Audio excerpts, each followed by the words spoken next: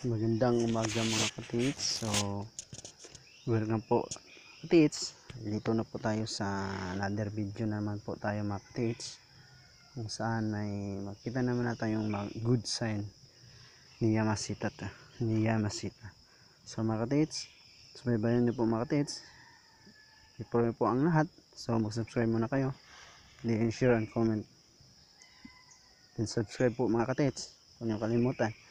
So ito po mga katits, hindi ko datin mga katits, ito ang malaking bato. Kung tingnan natin mga katits, walang ibang bato sa area po mga katits, ng mga malaking mga katits. Kasi dito sabi ng mga matatanda, dito po yun ang mga nagakamp, ang mga treasure, ang mga hapon noon mga katits. Diyan ang napakat ganda river mga katits. Diyan.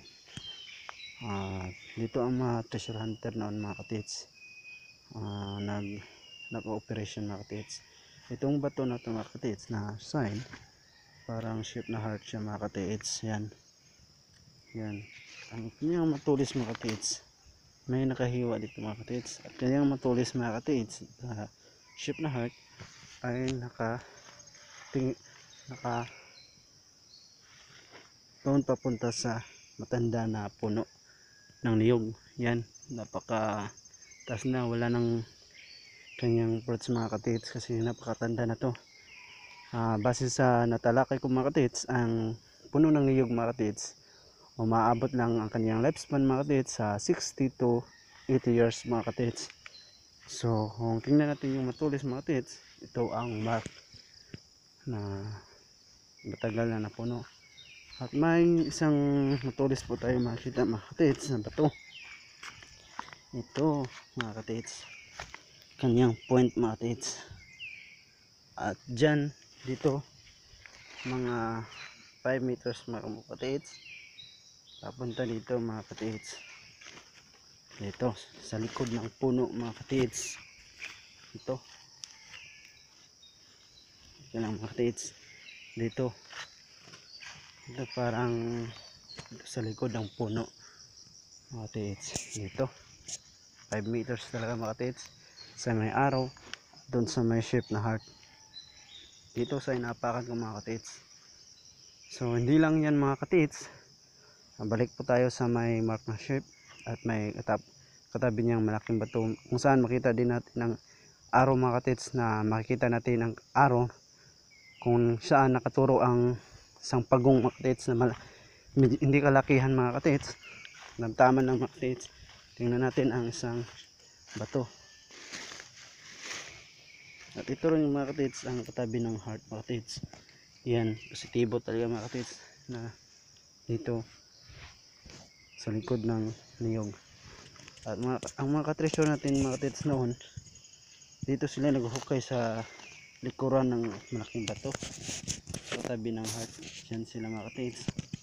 Marami ng mga gabi-gabi mga katits, mga damo, kasi tagal na dito ang mga treasure hunter din noon, naghukay sila. So ito na po mga katits, kung tingnan natin ang kanyang araw mga katits, may araw tayong makikita mga katits dito papunta doon mga katits. Tingnan natin ang pagong mga katits at makikita natin dyan natin kasama ng mga katits natin dyan. Ito pagong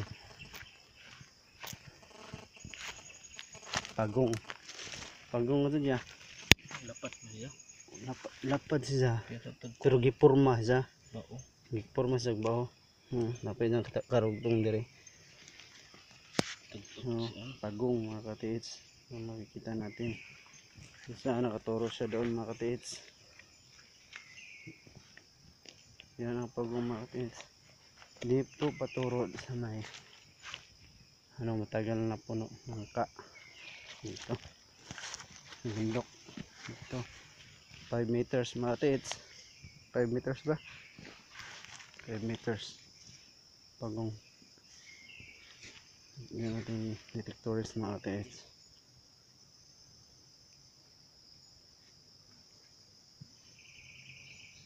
Diyan. Malakas ang detect niya. Malakas ang detect niya mga katiits. Trinay niya rin sa iba mga katiits. Hindi limitik sa ibang area mga katiits. Hindi dito lang mga katiits.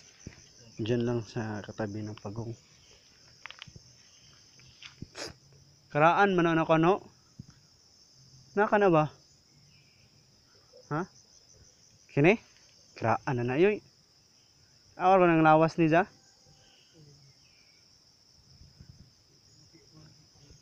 Doon ang bato kanina sa tabi ng niyog na may heart shape. Katiits.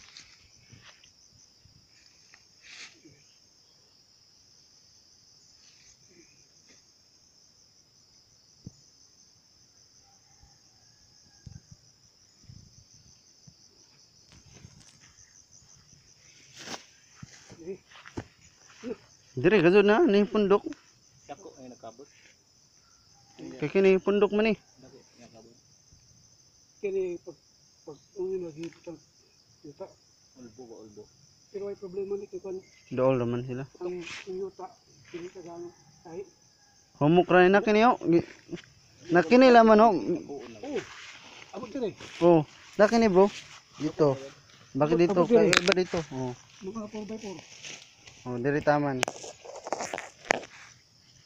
Kaya kung andre makuha naman na to, maditik na. So, makita talaga natin mga katiits na Yeah, tama. magandang sign po talaga mga katiits.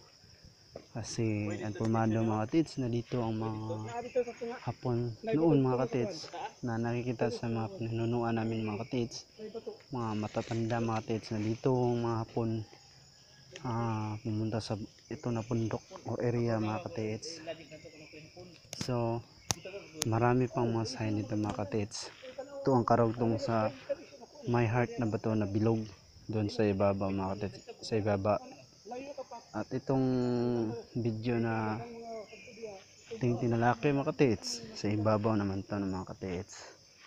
So yung kalimutan na magsubaybay mga katiits para sa sunod nating mga video.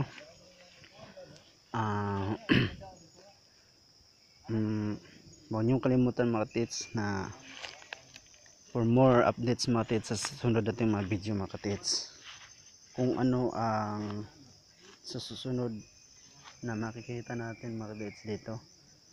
Kung ano ang makita natin itong area na kung meron ba talaga mga katiits.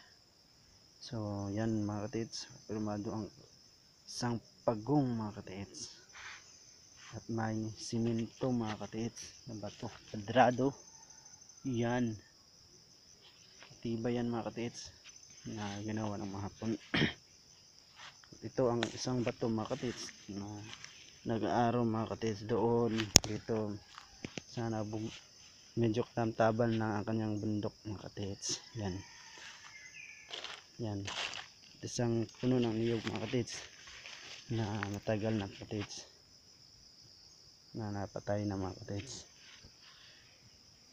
So salamat sa panunod mga katiits kasi ang ating mga katiits na naman ang ating mga katiits na kasama doon na pumunta malayo na mga katiits.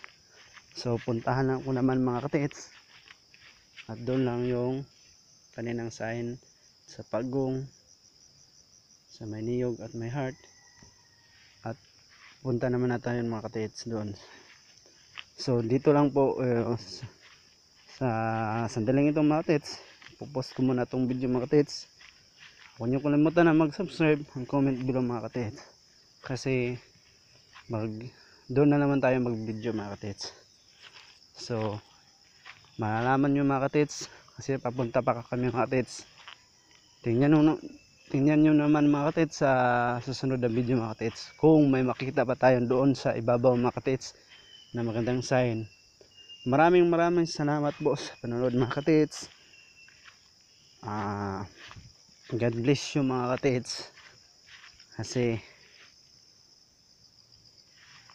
kung mapapalad po tayo mga katiits, napakandang oportunidad mga katits.